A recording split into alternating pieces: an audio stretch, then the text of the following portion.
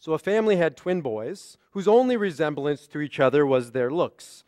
If one felt it was too hot, the other thought it was too cold. If one said the TV was too loud, the other claimed the volume needed to be turned up. Opposite in every way. One was the eternal optimist, the other a doom and gloom pessimist.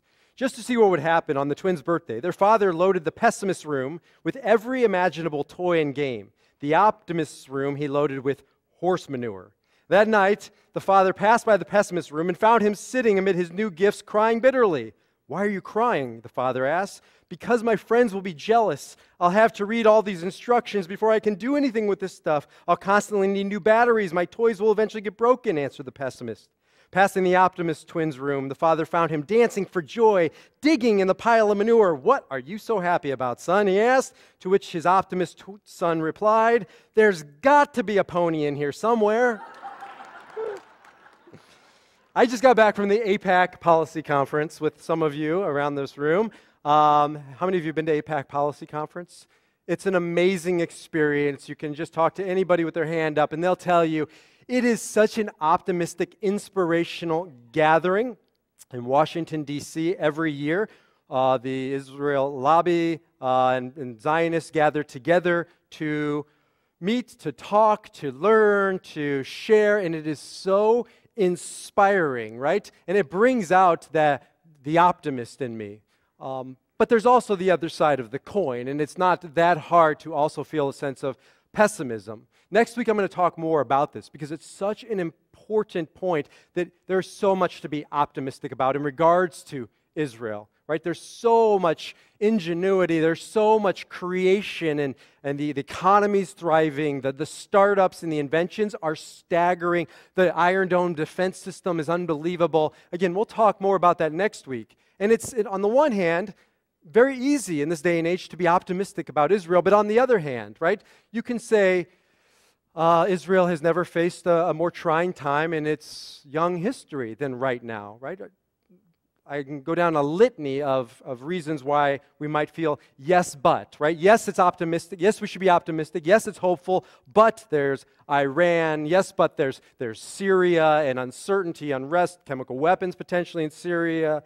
Yes, but the Egyptian government is in turmoil and we're not sure who's going to be running that place. Yes, but the European Union, all throughout the EU, there's decline in support. In the UN, there's decline in support. And liberal Jews, for the first time, I think in the past 65 years, are starting to sway and turn a bit on Zionism in Israel and the mainline Protestant church, and the list goes on and on. There are many yes buts, right? We can qualify the optimism. It's not that hard to do. In this day and age, right, you have to really start digging through life's manure to find sometimes the fertilizer, sometimes that which is positive and that which is good. I'll talk more about all of the fertilizer, all the possibilities and potential that are coming out of Israel next week. This is actually kind of a three-part sermon series. Last week about the Beit-Salel Academy, the Arts Academy that we want to start in partnership with Cohen Hillel and other institutions across the North Shore to really create a center of imagination for our kids on this North Shore. Today I want to talk about optimism and hope and opening the door of possibility and ideas and flow of spirit, of Ruach. And next week I want to talk about some of the manifestations of that Ruach, of that spirit and the hope. Again, the inventions coming out of Israel are just staggering. They're unbelievable. But again, it's sometimes easier to be a pessimist as a Jew, right? It's almost the default position. What was that famous Jewish telegram, right? It was, start worrying, details to follow. And sometimes that's what it feels like being a Jew. Start worrying, details to follow. And actually, it's not new, right? The Kiddush cup is not just half empty now. It's always been half empty ever since the time of the Torah. Read the story of the Exodus, which we're finishing up today, and it's understandable that our people inherited pessimism because it began at a very early age back in the Torah way back when. I mean, think about, it's the opposite of the Dayenu prayer that we say at the Passover Seder, right? Moses comes along and gives these people liberation. Yeah, we're liberated, but we kind of want to go back to where it was before. It was a little more comfortable. right? They escape. Yes, we've escaped. We're free. But what about the Red Sea that stands in front of us? We have freedom, yes, but we have no water. We have water, yes, but we don't have any food. We have manna coming from heaven, yes, but we'd prefer quail, which they get. And when they get quail, right, this is great, yes, but there's too much of it. It never ends with the fetching Israelites. It's never enough. It's always yes, but. However, today, at least they had a hiatus from the yes, but, from qualifying their optimism, from feeling a sense of the Ruach HaHodesh, the divine spirit, the flow. In this week's Torah portion, something unbelievable happens. Moses tells the congregation of Israel, the Israelites, that everybody's going to participate in building the Mishkan. Everybody has a role to play. Everybody has to bring a contribution.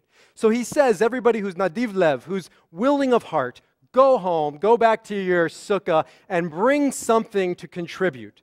And so they all scattered, the Israelites scattered, and they went to their respective huts, their sukkot, and they brought back something, each of them, or at least whoever's heart was open and inspired.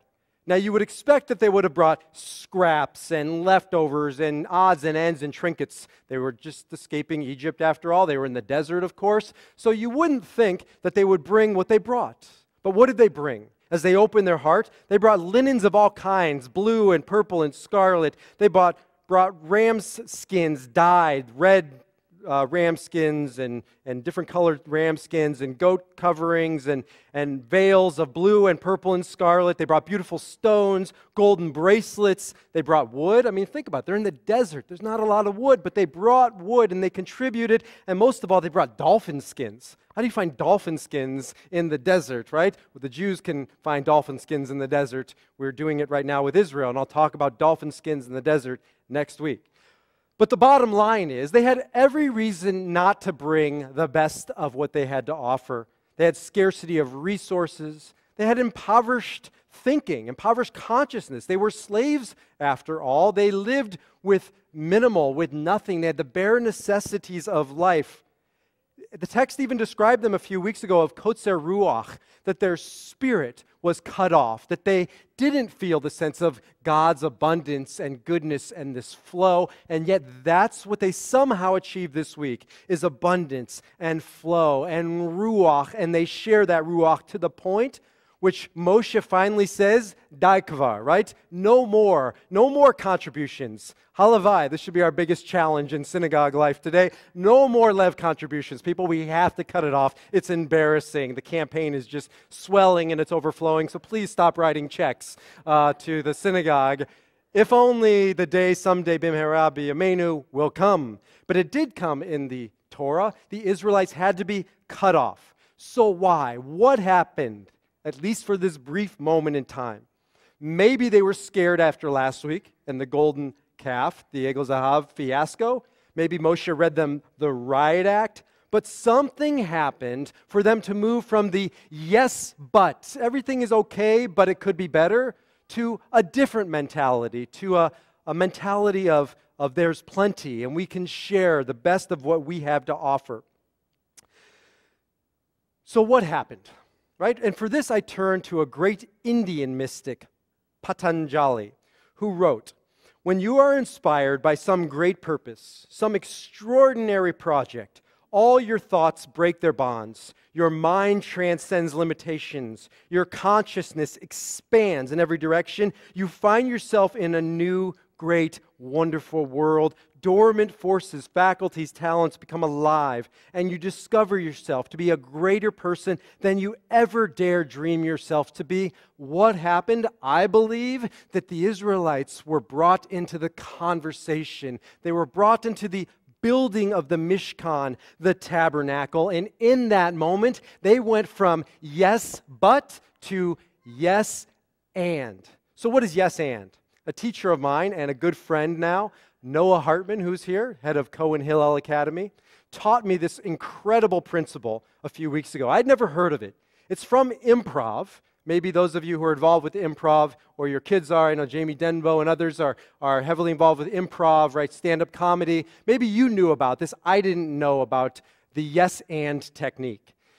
Noah is such a teacher of Torah that he taught it to Tina Fey, and she just recorded it in her book, Bossy Pants. So, yasher koach, Noah, to teaching Torah and spreading it throughout the world. And I read a little bit about this in Tina Fey's book. Tina Fey says that the yes and principle is not only how you create good improv, but it is how you live a meaningful, I would say, Ruach, spirited life. Tina Fey writes in her book that she too struggles with daily issues, confidence, and security. Improvising, she says, has helped me get out of my own head and access a deeper part of myself in life. We are constantly editing ourselves, second-guessing our ideas in an attempt to be perfect. Improv dares us to trust our instincts, appreciate others, what they bring to the table. Implement these 4 basic principles, and you will live a life of improv and of flow, she says. Now, I'm only going to share the first 2. The first rule of improv is agreement, is saying yes. This doesn't mean, she says, you have to get along with everybody, as if that's going to happen, but you do have to agree with the person who's presenting you an idea if you want improv to work.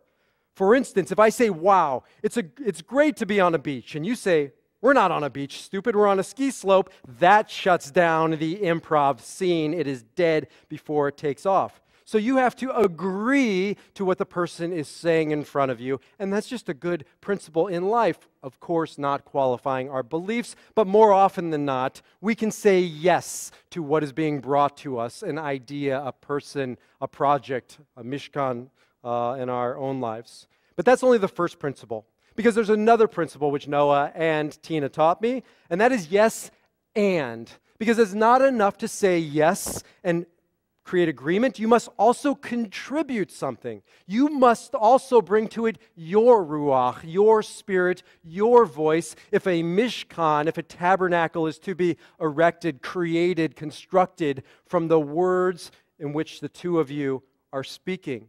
This is how good improv is created, by yes and, by agreement and contribution. This is how good relationships are created. This is how communities are built up. And Ruach HaKodesh flows through, and we experience it, which we can experience it. We've experienced it before in the desert, and I believe that we can experience it again in this community. I want to keep it very local right now in this Jewish community. I want to talk about today and next week, right? Starting with Israel next week, but coming back to our community, bringing this yes and mentality of the Israelites in the Torah portion and of our people throughout history.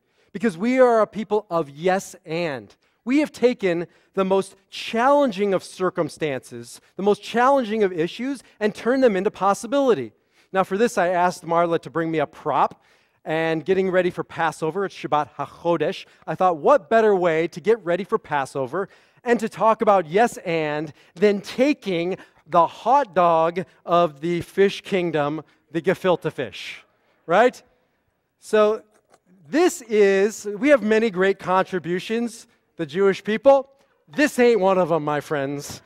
Now, I got a lot of hate mail, particularly from Jewish men over the age of 50, when I gave it to cow tongue, when I was hard on cow tongue and I told you how I really feel about it. I think I did in a sermon. I certainly blogged about it and my disgust for cow tongue, and I heard about it loud and clear from you all. So I have no doubt that this is going to cut across male-female boundaries, and I'm going to hear from many people on email just how offended they are that I've taken one of the great delicacies of our people, one of the culinary high points, gefilte fish, and I've brought it low, I've brought it down. But I am sorry. You don't know the history of gefilte fish, most of you. What is gefilte fish? Well, that's the good question. We don't know what it is. It's the hot dog of the fish kingdom. But I'll tell you how it came to be. On Shabbat, Jews are supposed to bring out the best of what they have to offer. And how do we Jews celebrate? Of course, we eat. So at the Shabbat table, we would have fish on Shabbos, the best fish, exotic fish, whitefish. Yeah, I'll take whitefish, lox, of course. But gefilte fish comes from the low point in the Jewish journey. When the Jews in Eastern Europe, particularly Poland and other places, didn't have a lot. We were impoverished. We were dirt poor. And all we had oftentimes was carp. Carp doesn't have a lot of meat on it. in the fish. So what did they do? They crushed the whole fish up and they shoved it into this little ball, right? And that, my friends, is gefilte fish, the gooey stuff and all. I'm just rhyming this thing out now. So I wanted to take gefilte fish as an example, and I need my friend Noah to come up here. I want to show you the Jewish spirit of yes and, which Noah taught me. I've done once in my life, and we're going to yes and this mess into inspiration.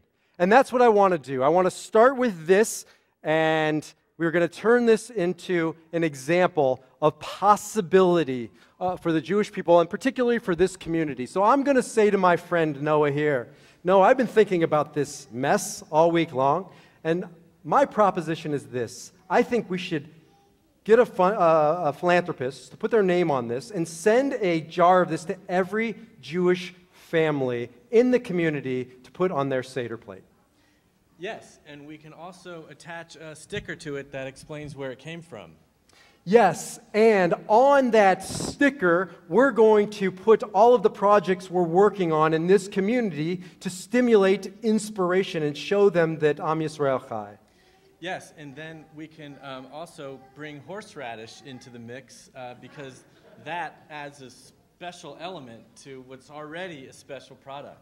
Yes, and we can create our own horseradish instead of buying that weak store-bought stuff and bring kids into the process and show them what it's like to experience Passover. Yes, that's right, because immersion is the way to do it. And then what we could do is we can call Joan Nathan, invite her to come teach us about the way to make this even better than it already is.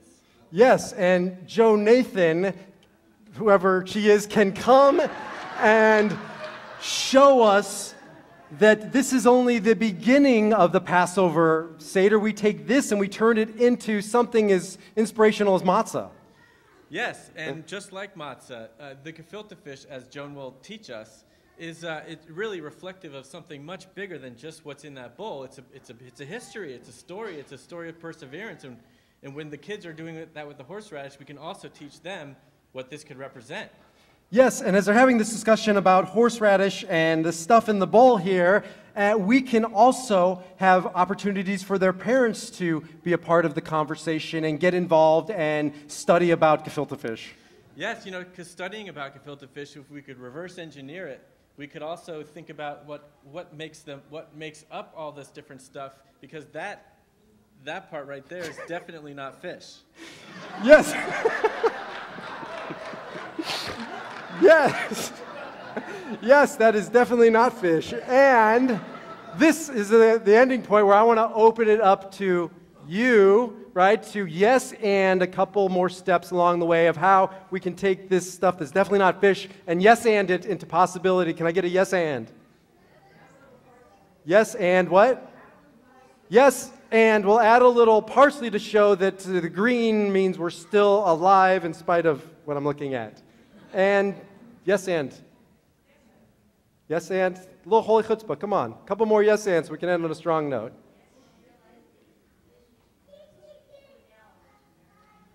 Relationship to who? Yes, and we're going to show that this is connected to Quinnell, which is highly prized in France, and that this is a worldly, this isn't just local and Jewish possibility. Yes, and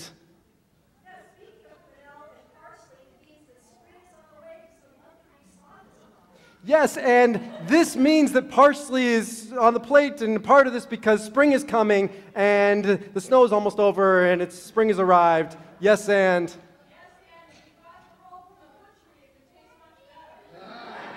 yes, and we don't have to live by this jarred stuff alone. We can go to the butchery and get the roll and it tastes much better. Yes, and there's room in our tent for everybody, even those who like gefilte fish. Right? And one more.